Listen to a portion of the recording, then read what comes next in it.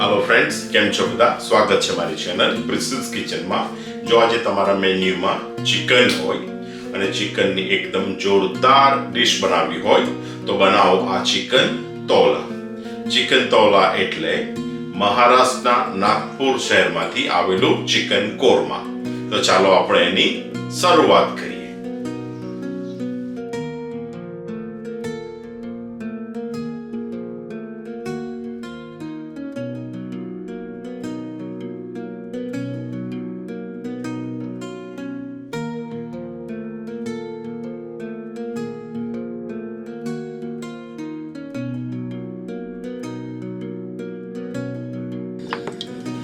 त्रण medium size onion આપણે એને સ્લાઇસ માં કાપી લીધી છે એ લઈએ। ઓનિયન સરસ લાલ થાય ત્યાં સુધી આપણે એને સરસ શેકી લઈએ।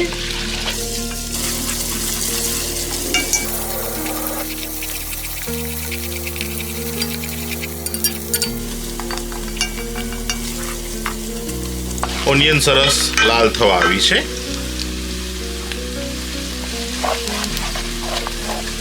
કાનડી માં 10 થી 15 કળીઓ લસણની આપણે એને સરસ વાટી લઈએ। લસણ સરસ વટાઈ ગયું છે।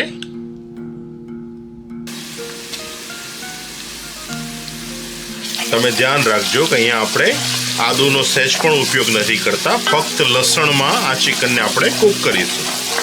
એને 2 મિનિટ માટે સરસ ફેરવી લઈએ કે જેથી લસણનો કાચો ટેસ્ટ બધો જતો રહે। અહીંયા આપણે 1.25 કિલો ચિકન લીધું છે, એને લઈએ।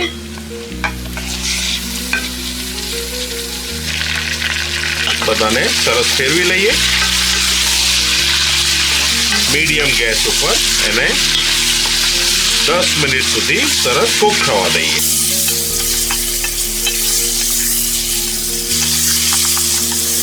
તમે જોઈ શકો છો કે ચિકનનો કલર ધીરે ધીરે બદલાવ આવ્યો છે।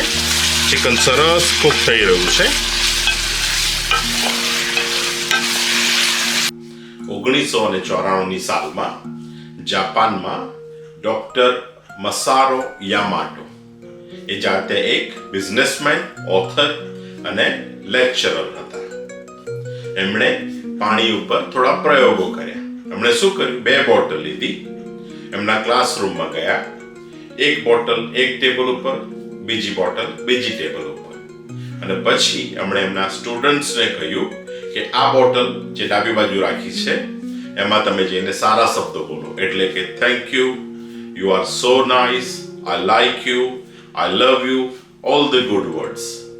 અને જમણી બાજુ જે બોટલ મૂકી હતી એના માટે કહ્યું કે તમે ત્યાં જઈને બેડ વર્ડ્સ બોલો, એટલે કે you are not nice person, we don't like you, we hate you very much, એ રીતનું। થોડી વાર પછી એ બંને બોટલને ફ્રીઝરમાં ફ્રીઝ કરવામાં આવી।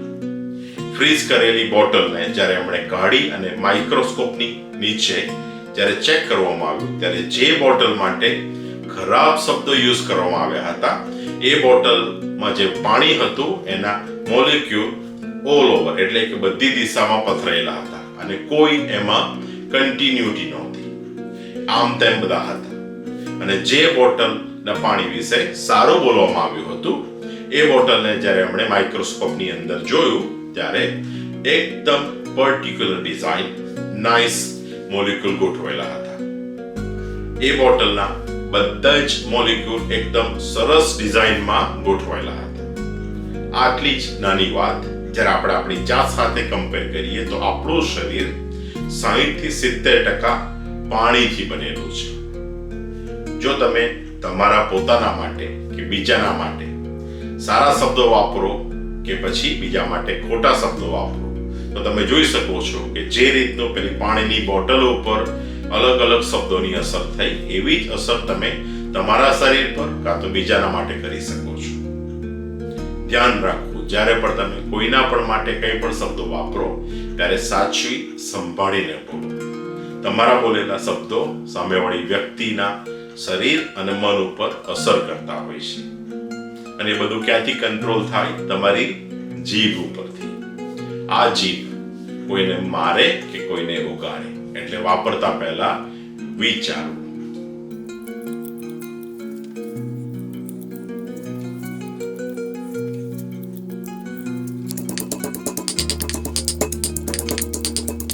મરચા સરસ વટાઈ ગયા છે.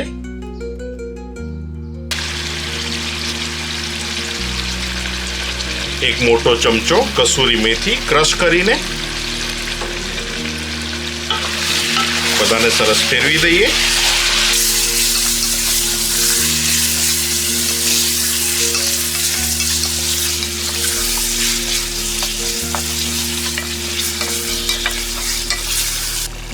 અડધી ચમચી હળદર, 1 ચમચી કાશ્મીરી લાલ મરચું કલર માટે, 1 ચમચી જીરા પાવડર.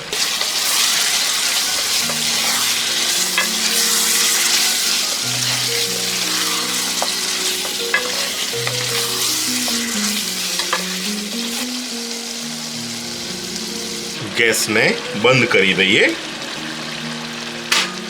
1 કપ ભરીને ફીટેલું દહીં આપણે એડ કરીએ.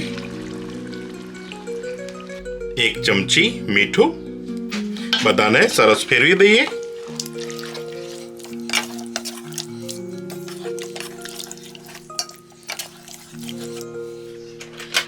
ગેસને ઓન કરીએ. ઢાંકી દઈને ચિકનને કૂક થવા દઈએ. ત્યાં સુધી ચિકન તોલા માટેનો મસાલો રેડી કરી દઈએ. 2 ચમચા જેટલું સૂકું નારિયેળ, 1 મોટો ચમચો ભરીને તલ, 1 ચમચો ભરીને ખસખસ. મીડિયમ ગેસ ઉપર એને સરસ આપણે શેકી લઈએ. નારિયેળ આપણું સરસ લાલ થાય ત્યાં સુધી આને શેકાવા દઈએ.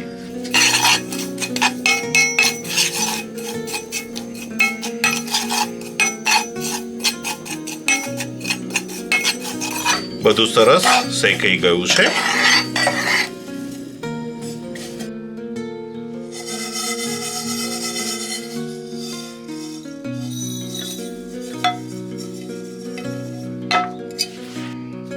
આ મિક્સચરને સરસ ઠંડુ થવા દઈએ.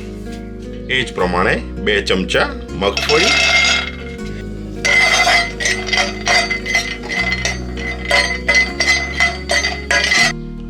સિંગદાણાને પણ લઈ લઈએ. એના આપણે છોડા કાઢી લીધા છે. આ બધા મસાલાનું આપણે સરસ પાવડર બનાવી દઈએ. ઓપન કરીએ. ચિકન તવલા માટેનો જે સ્પેશિયલ મસાલો આપણે રેડી કર્યો હતો એ એડ કરીએ.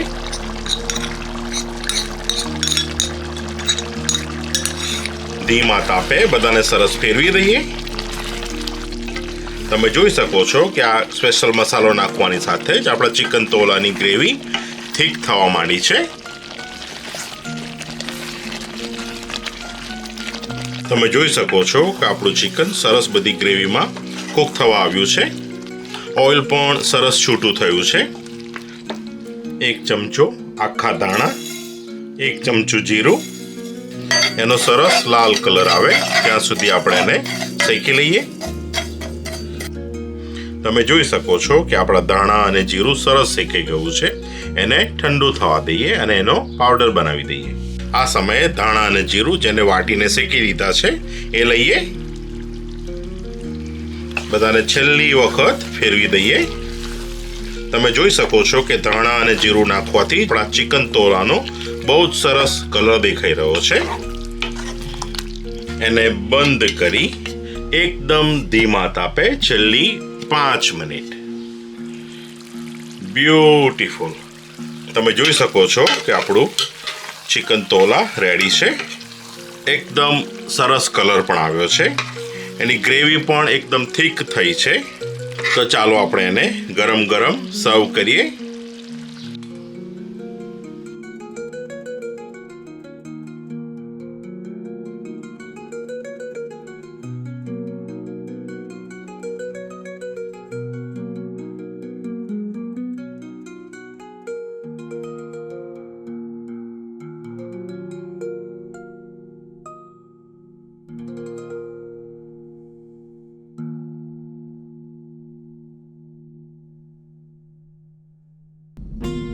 તો આ હતું આપણું ચિકન તોલા. તમે તેને રાઈસ, નાન, રોટલી કે રોટલા સાથે પણ ખાઈ શકો છો.